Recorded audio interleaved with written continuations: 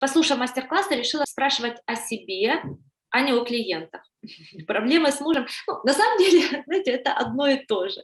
Вы спрашиваете о клиентах, это и про вас ответы, точно так же вы спрашиваете про себя, это будут и для ваших клиентов ответы. У нас двое маленьких детей. Один бывает в саду, другой со мной. Также на мне быт, уборка, еда и прочее. Я еще учусь и работаю для души. Когда работаю утром, то с ребенком муж, днем няня, и мне ее оплачивать, так как моя инициатива. Не работать не могу, так как это моя реализация, любимое дело, и просто декрет меня раздавит. Что беспокоит с мужем? Он считает, что все это бытовое, уборки и прочее дело женское, но с детьми помогает, конечно. Ну и что работаю, тоже не против, так как я могу оплачивать свои женские нужды. С деньгами непростой период сейчас. Но все наши договоренности о его помощи мне бестолковые. Пару дней и помощь заканчивается. Он может упрекать меня в том, что нет порядка или еда не та. Ну, в общем, я понимаю, что дело во мне. Размышляла, какие могут быть проекции на нем, но пока тоже ничего не меняется. Он может до утра смотреть кино, а потом до обеда спать. И при этом по дому не поможет, конечно. График работы позволяет мне вставать рано. Бывает, я возвращаюсь вечером с работы, и у него даже идея встретить меня ужином, да, или чаем хотя бы. У него нет даже идеи. Что я стараюсь сделать, думая, что он обесценивает. Ищу, где я обесцениваю, и нахожу, но пока не то, видимо, где я не проявляю заботу о нем или о себе, тоже пока не помогает, или не то вижу, но какое-то нездоровое навешивание на себя этого множества обязанностей есть, и какая-то путаница, а понимания, как это изменить, нет. Если у вас будет идея, куда посмотреть или как это посмотреть, буду благодарна.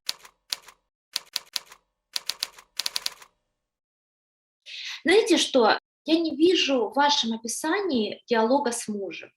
Я вижу ваше копание внутри себя, то есть вот вы как будто, да, в своем коконе, да, и вы там копаетесь, копаетесь, копаетесь, и есть где-то там отдельно муж. И вот этого между вами как бы канала нет. Например, ну, если бы мы с вами беседовали, да, в реальном режиме, не текстом, то вы бы могли мне сказать, что я ему 100 раз это говорила уже, это, а он мне это, я говорю ему и так далее. Но здесь даже это не очень важно, говорите вы или нет.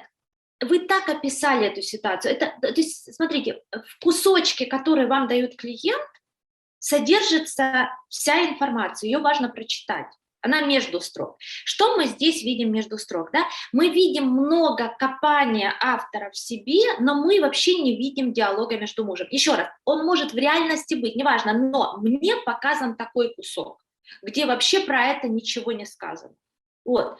И еще раз у меня образ такой, да, что вот каждый в своем коконе, и вот этой ниточки, да, ее нету, ну, между которой, да, канала, где идет информация.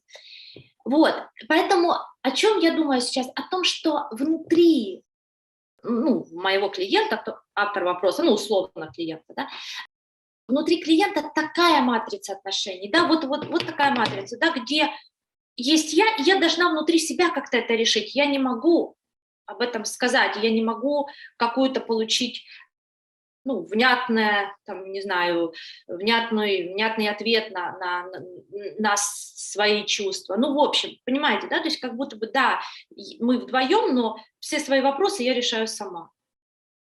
И так оно, ну, как бы так и внешне у вас получается, да, что вы так, ну, да, вот это внутреннее устройство, оно становится внешним, что все вопросы по дому, по детям, да, вы решаете одна.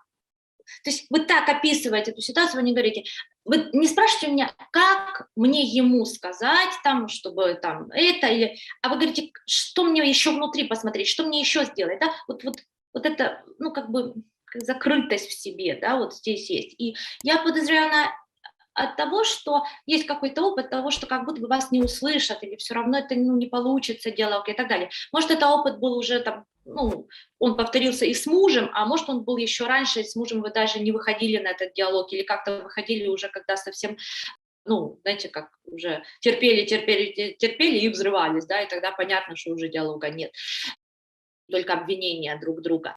Поэтому вот в эту сторону посмотрите.